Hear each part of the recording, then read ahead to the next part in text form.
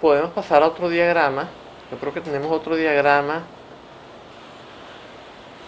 en el cual, no sé si lo vamos a ver mejor, si no volvemos a poner este.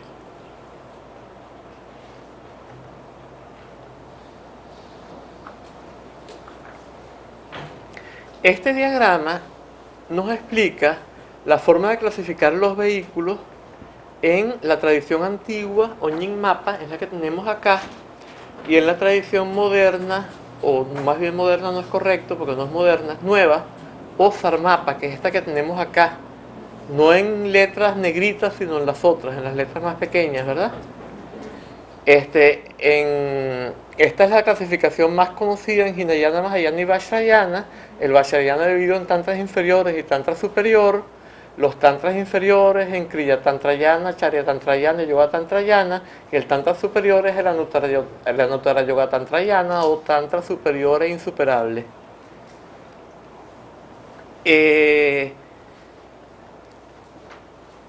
A veces nosotros pensamos que todos los sarmapas se adhieren a esta clasificación y todos los nyingmapas a la otra. Eso no es verdad. Hoy en día los sarmapas practican muchísimo la tradición antigua y en particular en tradiciones kagyupas tales como Drikung Kagyu, Drukpa Kagyu y muchísimos maestros Karma Kagyu también en todas las tradiciones Kagyu, pero también en los Sakyapas por todos lados y muchos Gelupas, pero no todos los Gelupas. Utilizan todos los tantras de los antiguos también y utilizan muchas veces la clasificación de los antiguos, aunque no es lo que es originario de esas tradiciones, ¿verdad? Pero llegaron a asimilarse a tal grado que hoy en día se practican por igual las dos cosas y muchos maestros tienen más conexión con la tradición antigua aunque pertenezcan a una tradición nueva. Bueno, entonces vamos a pasar a la clasificación antigua, ¿no? Bueno, aquí abajo tenemos las escuelas tibetanas, eso lo conocen ya ustedes, ¿verdad? Las escuelas más importantes. Ahí no pusimos la escuela Yonampa, que es otra escuela importante. No la pusimos porque esa escuela, en particular la tradición Gelugpa, la consideraba herética. Y entonces esa tradición terminó desapareciendo del Tíbet. ¿Cómo se llama? Yonampa. Sumamente importante. O sea, hoy en día, por ejemplo, Jamgon Kongtrul, este famoso gran maestro Kagyupa que nació en una familia Bumpo, pero que lo reconocieron como un turco Kagyupa, que fue uno de los maestros más importantes de la tradición Rimé en el siglo XIX, uno de los fundadores del Rimé, de lo no sectario. Él rescata todo su libro importantísimo sobre las escuelas budistas, sigue la tradición Yonampa y termina demostrando que esa es la forma suprema de entender a las escuelas filosóficas del Mahayana. Bueno, pero no la metimos acá. Bueno, volvamos a esto que es lo que nos interesa, los 9 vehículos, ¿verdad? ¿Por qué? Porque en la explicación que teníamos en el otro diagrama no aparecía esto de Hetuyano, vehículo causal, Palayana. No crean que eso es Salayana, como si fuera griego. Esto es sánscrito. Y en sánscrito cuando escribimos PH, la H hace que la P sea aspirada. Que no sea P, sino P. Eso es la PH, Palayana. Y por último, un vehículo que se encuentra más allá de la causa y el efecto. Ok, entonces el sendero de renuncia corresponde al Hetuyana o vehículo de la causa. El sendero de transformación corresponde al Palayana o vehículo basado en el fruto. Y el sendero de liberación espontánea corresponde al vehículo más allá de la causa y el efecto. Esto tiene mucho que ver con la forma como se originaron estos 3 distintos vehículos. ¿Cómo se originaron estos vehículos?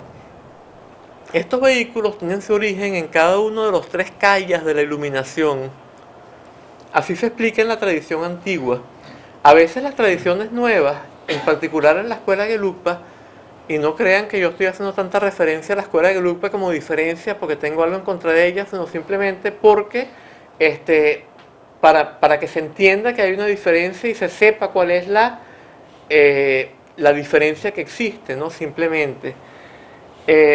Por lo general, se le atribuye el origen de los tantras, incluso de los Anuttara tantras, se le atribuyen al propio Buda Shakyamuni. En la escuela antigua, no. En la escuela antigua se dice que los tantras surgieron a través de los Mahasiddhas de Odiana y no a través del Buda histórico. Ahí hay una diferencia.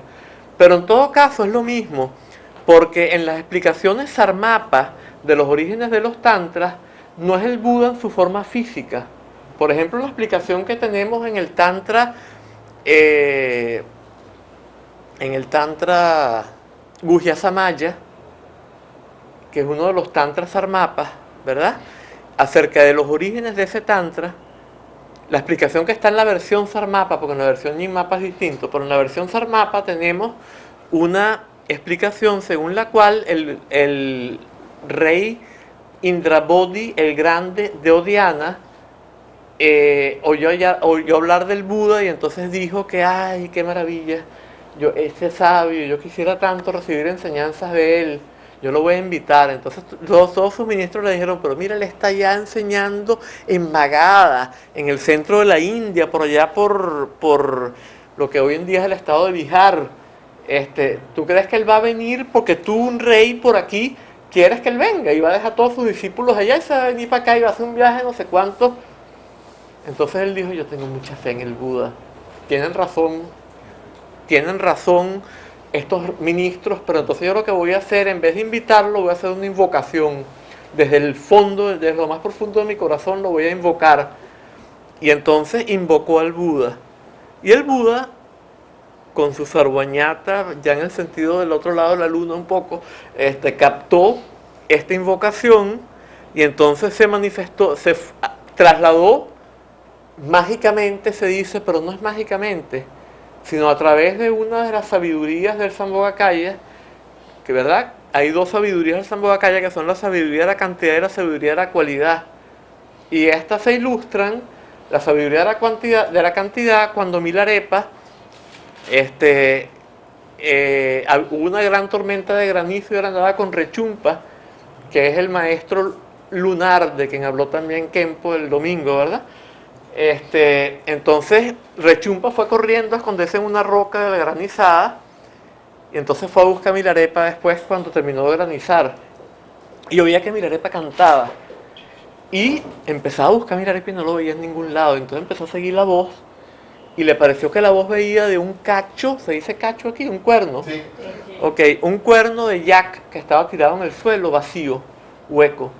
Y entonces se asomó dentro del cuerno de yak y ahí estaba Milarepa, y Milarepa no se había encogido, ni el cuerno de yak se había agrandado. Ahí estaba Milarepa en su tamaño normal, dentro del pequeñito cuerno de yak, sin que el cuerno de yak se hubiera agrandado. Eso es la sabiduría de la cantidad. Y la sabiduría, perdón, de la calidad. La sabiduría de la cantidad, en cambio, se ilustra con los funerales de Milarepa, para usar a Milarepa para las dos cosas. Que es que los funerales de Milarepa se realizaron en varios lugares al mismo tiempo y en todos estaba el cadáver y lo cremaron, ¿no? Y el mismo cadáver estaba en distintos lugares y los cremaron en los distintos lugares y era el mismo cadáver.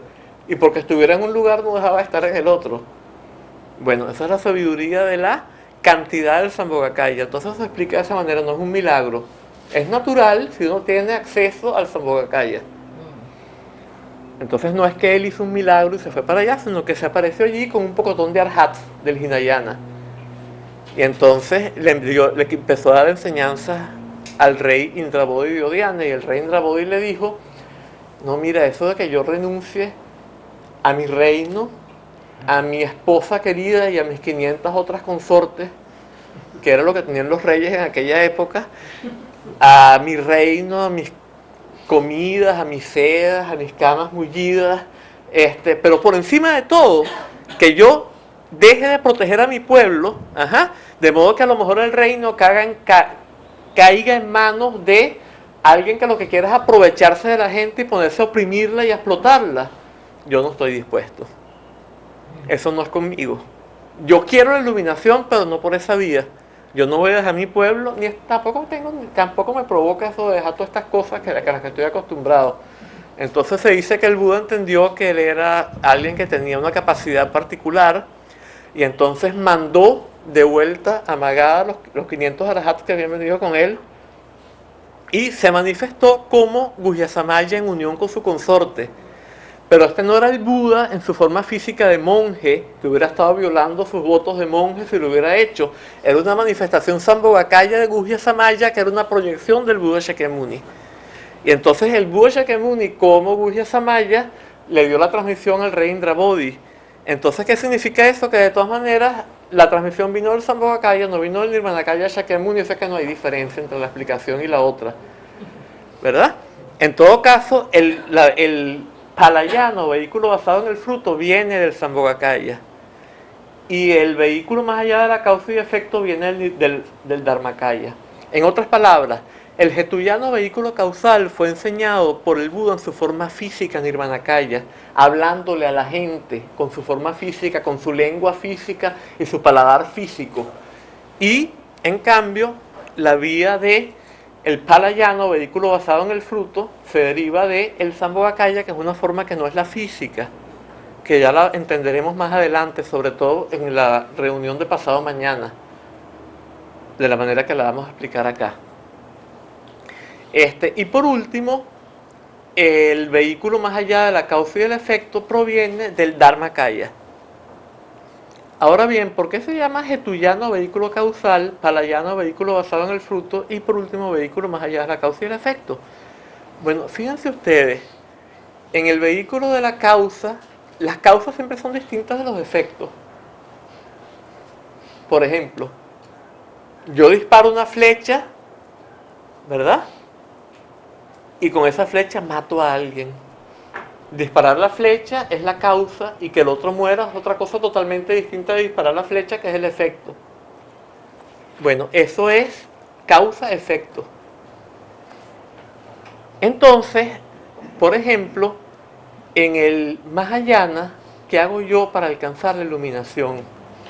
Bueno, para alcanzar el Dharmakaya, yo tengo que desarrollar la acumulación de sabiduría. Y para obtener el Rupakaya, que es la indivisibilidad de el Sambhogakaya y el Nirmanakaya, que son los cuerpos con forma, no el sin forma, la mente no tiene forma, ese es el Dharmakaya. El Sambhogakaya y el Nirmanakaya tienen forma. El Nirmanakaya tiene forma y solidez. El Sambhogakaya tiene forma pero no tiene solidez. Entonces, el Rupakaya es el resultado de la acumulación de méritos. ¿Qué tiene que ver la acumulación de méritos con el Rupakaya? No se parece en nada. ¿Qué tiene que ver la acumulación de sabiduría con el Dharmakaya? Tampoco se parece, porque la sabiduría de ese tipo no es lo mismo que el Dharmakaya. El Dharmakaya es la gnosis no dual primordial. En cambio, la sabiduría que yo acumulo es una comprensión conceptual aplicando el prajna relativo, la sabiduría discriminante, que discrimina esto de aquello. Entonces, la causa es distinta del efecto. Ahora bien, aquí tenemos un problemita. Si yo utilizo una causa para producir un efecto, entonces el efecto es producido.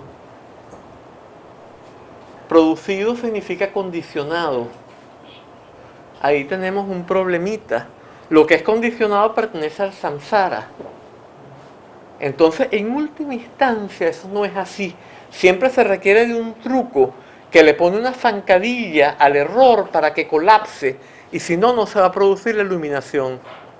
O sea, en última instancia, por eso es que se dice que el vehículo es tan largo. En el Mahayana tenemos que pasar por, según por ejemplo, el Vajrayadika, el Sutra Cortador de Diamantes, del Prajnaparamita, tenemos que atravesar infinitos kalpas, o tenemos que pasar por 3 kalpas inconmensurables. O sea que no tienen duras, no se pueden medir, son infinitos para poder iluminarnos. Claro, imagínense, por esta vía, una causa que llega a un efecto, solamente se va a dar cuando alguna circunstancia le pone una zancadilla a la causalidad colapsa, y entonces allí sí. Pero no es que la causalidad lo va a producir. Eso se ve muy claro en el Zen. Siempre hay un truco, el koan, una cuestión que hace que la mente colapse, ¿no?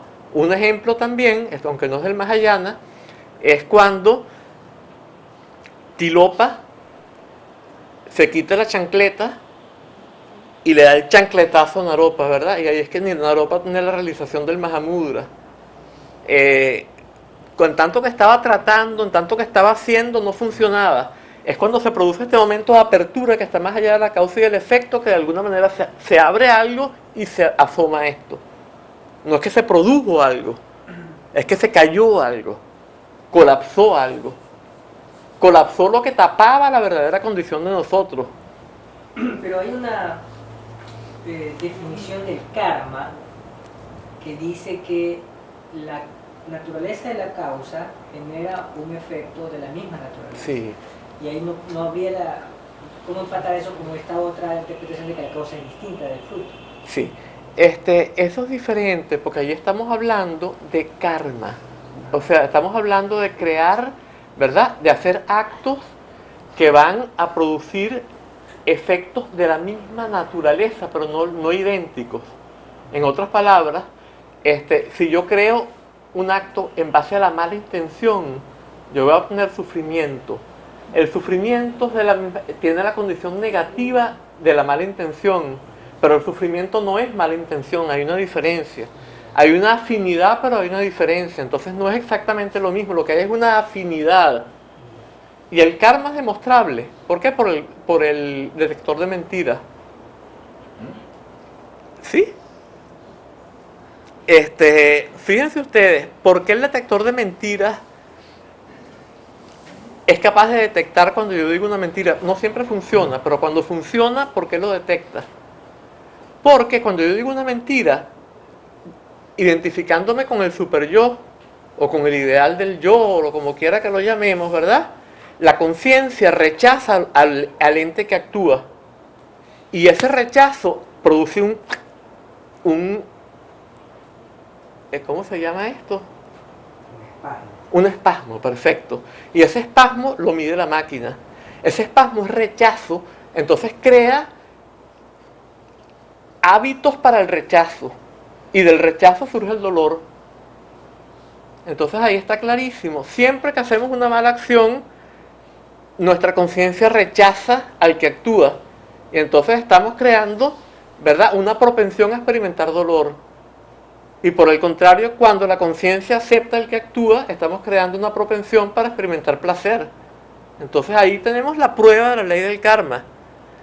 El karma en esta vida para otra. Bueno, eso es más complicado, eso no se ve. La gente normalmente no tiene la capacidad de ver que hay un renacimiento y cómo se produce ese renacimiento. Para saber eso sí hay que tener un grado de realización.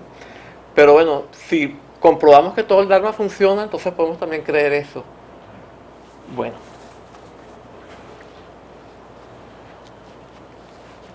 ¿Por dónde íbamos? Ajá. Bien.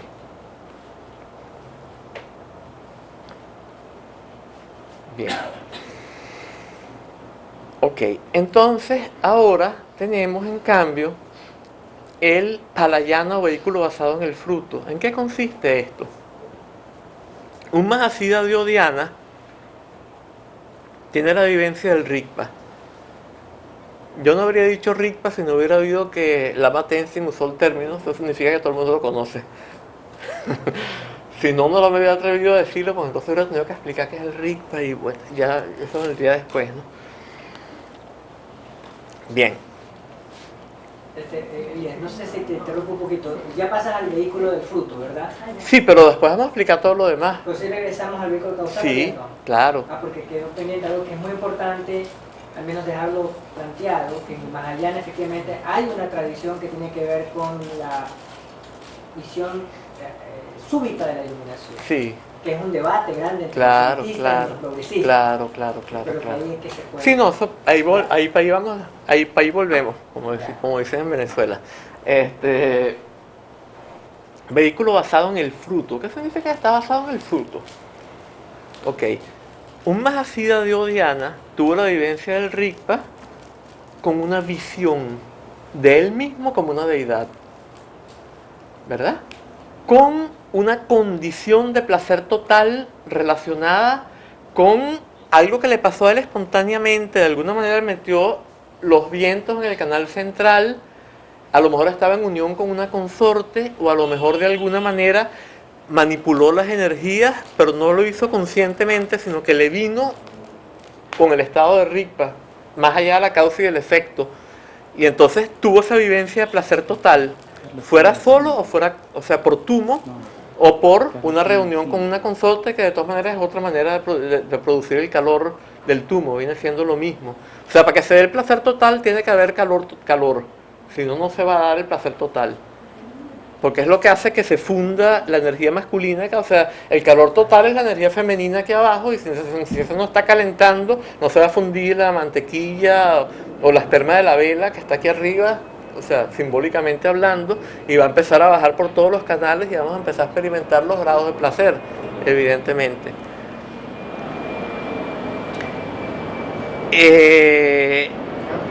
Y de la misma manera tuvo la vivencia de la vacuidad. O sea que se manifestaron simultáneamente en él una experiencia de claridad, que es que se vio como una deidad, se experimentó como una deidad, tuvo la visión de él mismo como deidad, esa es la claridad. Tuvo la vivencia de sensación, que fue la vivencia de placer total, y tuvo la vivencia de vacuidad porque era evidente que ese placer era vacío y que esa visión era vacía y que no había ningún yo que pudiera aferrarse a ese placer o a esa visión, sino que todo era vacío. Y esas tres experiencias, que no son más que experiencias, eso es importantísimo en el Dzogchen sobre todo, ninguna de estas experiencias en sí misma significa algo. Son como reflejos en un espejo, en sí mismos no significan nada aunque estén todos tres manifiestos al mismo tiempo. Su importancia radica en que como son reflejos tan poderosos, podemos utilizarlos de la misma manera que el dolor aquel del absceso, ¿verdad? Pero la diferencia es que nadie quiere el dolor del absceso, y en cambio esto sí lo queremos. Pero ¿quién tuvo esta experiencia de verse como la deidad vacía y clara? Un Mahasiddha de Odiana. Sí, en cada tantra un Mahasiddha distinto. Por ejemplo, en cada tantra es un Mahasiddha. Por ejemplo, en el Hevajra se supone que fue Maitripa. Cada uno de los tantras es un Mahasiddha.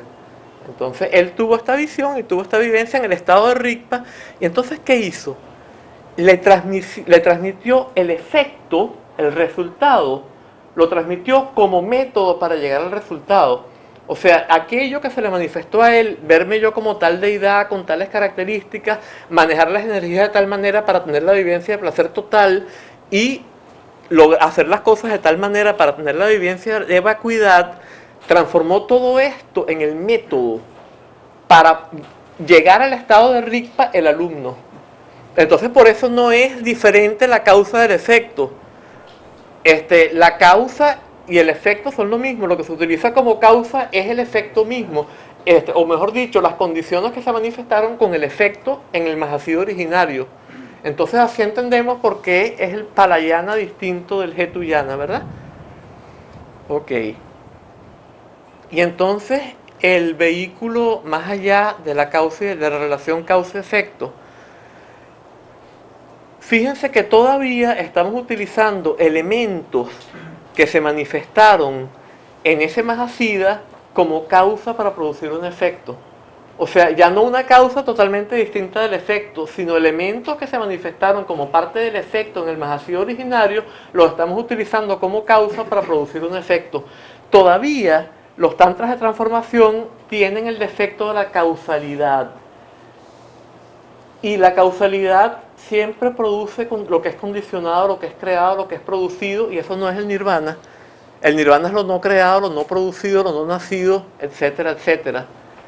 Entonces, verdaderamente, el vehículo más allá de la causa y del efecto tiene que ser el más directo, pero también es el más difícil de aplicar, porque a mí me gusta mucho un ejemplo, yo no lo he visto en ninguna parte, pero se me ocurrió un día, que es una pelota muy grande, ¿verdad? Si nosotros tratamos un globo inflado, pero muy muy grande, como es muy grande, yo no puedo morderlo, Si yo trato de reventarlo mordiéndolo, no lo puedo morder. Si yo pudiera darle un mordisco, en vez de pasar por toda una táctica complicadísima y de años y años trabajando, si yo lograra dar el mordisco en el primer momento, se reventaría el globo y esa sería la iluminación. Pero podría ser que yo pasara la vida entera tratando de morder el globo y no lo lograra morder nunca. O podría ser que la primera vez que trato de morder el globo, primera vez, porque nosotros no sabemos cuáles fueron nuestras vidas pasadas. A lo mejor fuimos grandes practicantes de Dzogchen y no lo sabemos. Entonces, a lo mejor tratamos de morder el globo la primera vez y ¡plac! Están ahí las bendiciones del linaje y están todas las cuestiones, condiciones kármicas necesarias y introducción directa. Eso no es iluminación definitiva, pero ¡uy! Imagínense, es lo que a lo mejor tendríamos que pasar un retiro de 9 años, 9 meses y 9 días practicando la vida de transformación para al final tener la vivencia de Mahamudra. Y aquí la tenemos en el primer momento. Entonces, pues hemos avanzado, hemos adelantado muchísimo si pudimos lograr esto. Bueno, pero es intangible. Entonces nosotros no podemos decir, yo quiero ser practicante de Dzogchen. Yo quiero ser practicante de tantrismo. Nosotros tenemos que aplicar todos los vehículos. Tenemos que estar dispuestos a aplicar cada cosa en cada momento. Si en un momento no funciona el Dzogchen, pues eso es lo mejor porque es lo más directo. Si no nos funciona, pues aplicamos la vía de transformación, de esa manera podemos realizarnos. Si esa vía no nos funciona, aplicamos el Mahayana y a lo mejor no tenemos que esperar 3 evos inconmensurables, porque a lo mejor ya tenemos 3 evos inconmensurables casi completados de vidas pasadas, y a lo mejor con un poquito que practiquemos el Mahayana ya... ¿ah? Estaba media hora ya para... Sí. Nunca sabemos, ¿no? Ok, entonces todos los vehículos tienen su importancia. Hay gente que tiene una capacidad para el Hinayana y si pasa su vida tratando de practicar el Mahayana sin ir muy lejos, pierde su vida por el proceso de nacimiento humano y no adelantó nada. O sea, entonces, ¿cómo hacemos? ¿Cómo sabemos? Eso lo vamos a ver después un poquito, ¿no? Esto de la abeja, después vamos a hablar de la abeja en la próxima reunión, ¿verdad? Por ahora, nos interesa entonces que entender un poco los principios de esto. El sendero de renuncia tiene todo como característica lo siguiente. Hay estímulos que activan las pasiones. ¿Qué pasa cuando se activan las pasiones? Las pasiones siempre son una actitud de un sujeto hacia un objeto. Eso no me gusta, eso me encanta, ¿verdad? Eso yo no lo quiero ver, me es indiferente, yo no lo quiero, me puede molestar o me puede atraer, yo no quiero eso. Veo para otro lado, ¿verdad? O sea, esas 3 posibilidades con todas sus... Entonces las 5 pasiones, ¿por qué? O las 6, o las 84.000 divididas en 4 series de 21.000, ¿verdad? Porque son variedades de la aceptación, el rechazo y la indiferencia. El orgullo es rechazo, porque yo rechazo a los demás para ponerme por encima de ellos. Los quiero echar para abajo y estar yo por encima. La envidia o los celos es deseo de tener lo que el otro tiene, es una forma de deseo. Pero si tengo envidia, entonces después le agarro rabia al que le tengo envidia. Entonces cada una produce la otra, y así sucesivamente, ¿verdad? ¿Quieren que les cuente los 84.000? Bueno. Las experimentamos nomás. Bien, entonces tenemos que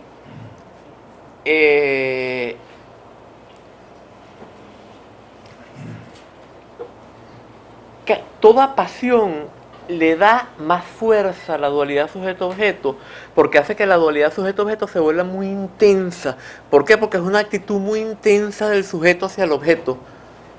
O sea, ¿qué te digo yo? Si yo te veo a ti ahorita y me eres indiferente, pues bueno, te veo y ya está. Hay sujeto-objeto, estamos en el error.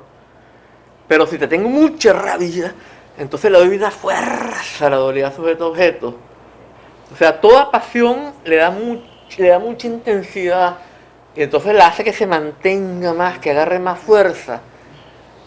Por lo tanto, en la vida de renuncia, si yo no tengo la capacidad de trabajar con esa pasión, lo que a mí más me conviene es alejarme de los estímulos que activen las pasiones, alejarme de ellos, de modo que no se me activen. Y entonces, no teniendo mucha fuerza la dualidad sujeto-objeto, no habiendo nada que me moleste mucho por la atracción o por el rechazo, yo empiezo a practicar, desarrollo un samadhi. Cuando obtengo un samadhi muy fuerte, si tengo la capacidad de esto y me han dado las instrucciones, puedo ver quién se encuentra en el samadhi, o sea, en el estado de concentración, y de esa manera se puede romper ese samadhi y se manifiesta la luminosidad del Dharmakaya. Bueno, esto sería más bien un poco tipo Dzogchen o tipo Vajrayana. En el Mahayana yo esperaría que los Budas me envíen la luminosidad que rompe ese samadhi, como le pasó a Shakyamuni, ¿verdad? Que él estaba en su samadhi y de repente en la mañana vio el lucero de la mañana y allí se rompió el samadhi, pero no lo vio dualísticamente, se iluminó, tuvo el bodhi. Él no hizo algo para eso, sino que le vino. Bueno. Cuando dice se rompió el samadhi, es el estado de concentración. Sí, o sea, en ese samadhi estaba el primer tipo de avidya, no estaba el segundo ni el tercero, no había el error dualista, no había nada por el estilo, pero no había la patencia de nuestra verdadera condición. Y esa patencia se produjo y por lo tanto se disolvió el primer tipo de avidya cuando él vio el lucero de la mañana, pero no dualísticamente, no un sujeto que está viendo un objeto. Allí fue la iluminación. Entonces fijémonos, esto es muy importante, porque quiere decir que hay muchos estados en los cuales no hay dualidad sujeto-objeto y no son la iluminación. Jigme Limpa, el famoso maestro de Dzogchen, uno de los más grandes del último milenio, dijo que en nuestra época mucha gente iba a confundir el estado de Kunji, ese estado en que estaba el Buda antes de la iluminación, con el Dharmakaya. Eso es grave. Si uno lo confunde, se queda en ese estado y según la enseñanza de Dzogchen eso equivale a cortarse la cabeza. ¿Por qué? Porque perdemos el proceso de nacimiento humano en ese estado y morimos en ese estado y después renacemos como cualquier cosa. Y la pobre tortuga. O como uno de los dioses sin forma, tal vez. Sí, seguramente. O sea, seguramente que vamos a renacer. Seguro, como uno de los dioses sin forma. Y vamos a pasar un periodo enormemente largo ahí perdido. Pero después de eso, cuando estamos en los dioses sin forma, nos desacostumbramos al sufrimiento. Y cuando caemos de ahí, el sufrimiento nos produce tanta aversión que rechazamos con todo el alma a los infiernos. Entonces, no conviene, ¿verdad? Es importantísimo distinguir Kunji de Dharmakaya. Jamás confundir el uno con el otro. Bien. Bien, entonces en el sendero de renuncia, esa es la vía. Entonces allí hay dos vías. Bueno, el Hinayana y el Mahayana. Vamos con el Hinayana, que es el sendero de renuncia propiamente dicho. En el Hinayana tenemos dos vehículos, Shravakayana y Pratyekabudayana. En el Shravakayana, la única manera como yo puedo volverme un arhat es si yo de alguna manera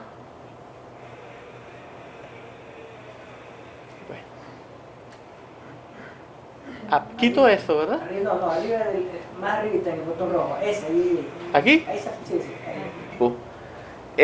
No hay mujeres allí, o a lo mejor es de puras mujeres, entonces por lo general pasa que empiezan a haber relaciones homosexuales entre los hombres, porque la mayor parte tiene que canalizar la sexualidad de alguna manera. Eso es muy común. Yo sé que eso suena raro, pero eso es súper común. O sea, yo he hablado con tantos maestros tibetanos que me han echado esas historias que eso es en los monasterios tibetanos. Cada vez que llega un muchachito, lo agarran y es muy común y lo violan.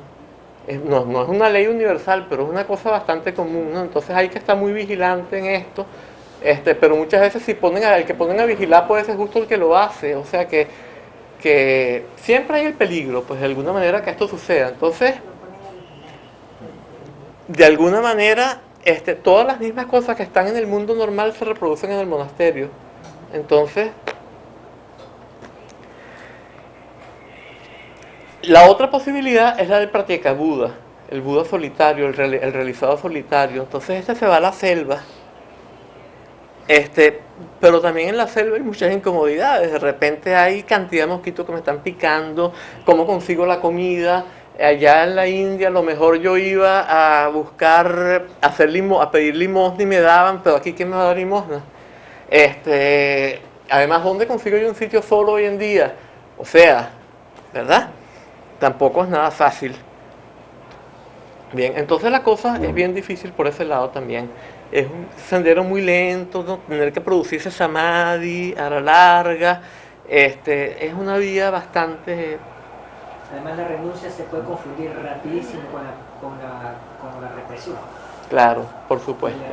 Por supuesto, por supuesto. Bueno, entonces la segunda vía es el Mahayana. El Mahayana es parte de la vía de la renuncia, pero está más basado en los antídotos. O sea, el ideal en el Mahayana no es meterse a monje. El ideal en el Mahayana es, por ejemplo, el famoso Vimalakirti Nirdesha Sutra. Vimalakirti era un amo de casa, por así, no me viene householder en inglés. O sea, yo le hice sutra en inglés. Un señor de, o sea, un patrono de casa, pues, con todas las cuestiones de un individuo normal. Y todos los bodhisattvas no son monjes, ni Manjushri, ni Avalokiteshvara, ni Vajrapani, ni ninguno de los innumerables bodhisattvas son monjes. Entonces lo propio del Mahayana no es ser monje. Ahora bien, entonces por eso es la vía de los antídotos. Entonces, ¿qué hago yo allí? Si a mí, por ejemplo, me atrae una mujer que no es legítima según el mismo Mahayana, porque la mujer legítima tiene que ser mi esposa y además hay una serie de condiciones. No puede ser luna llena, no puede ser frente a un templo, no puede ser frente al maestro, no puede ser, o sea, hay una cantidad de, bueno, eso de frente al maestro sería una ocurrencia bien extraña, a menos que fuera, bueno, no vamos a entrar en esos detalles.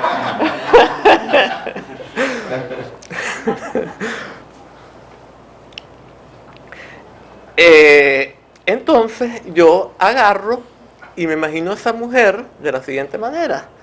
Entonces yo la veo y me imagino los pulmones con un pocotón de mucosidades y la tráquea con un pocotón de mucosidades, ¿verdad?